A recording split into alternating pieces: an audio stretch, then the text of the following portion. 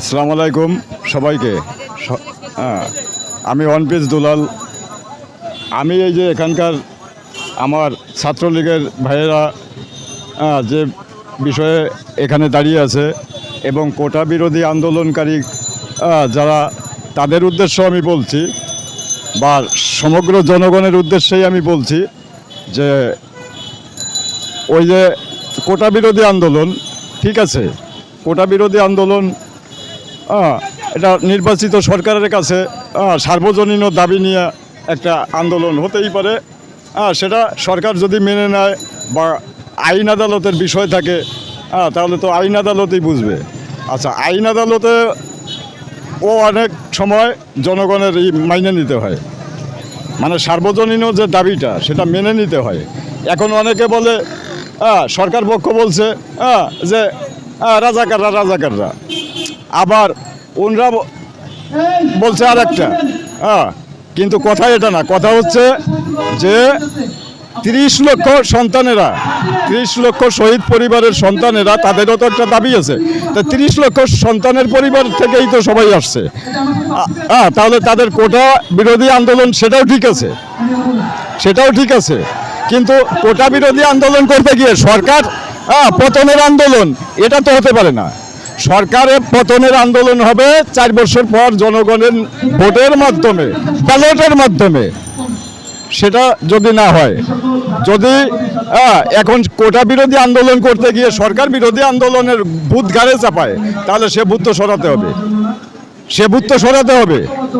ব্যাস, ওই ছাত্রলীগের ভাইয়েরা আমার বা আমরা যারা সচেতন মুক্তিযুদ্ধের পক্ষে আছি, মুক্তিযোদ্ধাদের পক্ষেও আছি, ওই 30 লক্ষ শহীদ পরিবারের সন্তান যারা এখন ওই যে আন্দোলন, কোটা বিরোধী আন্দোলন, তাদের পক্ষেও আমরা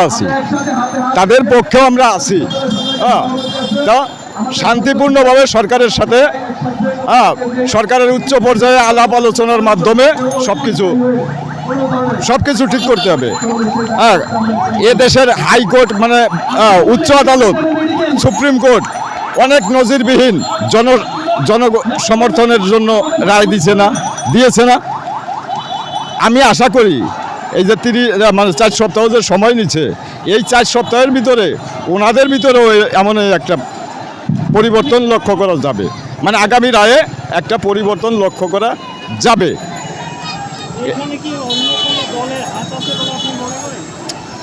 অন্য কোনো দল তো এখন ওই যে সুযোগ হয়েছে, ওই যে মান্নান সাহেব কি বলতেছে, মান্নান সাহেব কি বলতেছে, উনি কি বলতেছে? তাহলে সরকার তাড়ানোর ভূত তো ওনারাই চাপাই দিছে।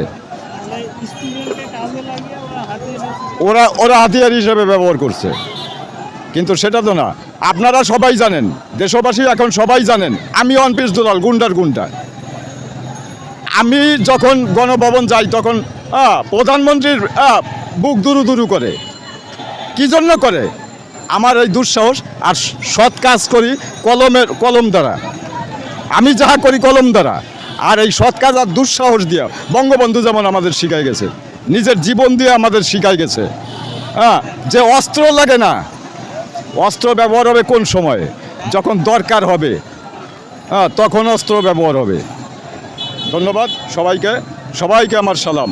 সবাই সুখে থাকুন, শান্তিতে থাকুন। আশা করি এর একটা মানে সুষ্ঠু নিষ্পত্তি হবে আর কি। তো দর্শক, আমরা একজন জনসাধারণের সঙ্গে কথা বললাম।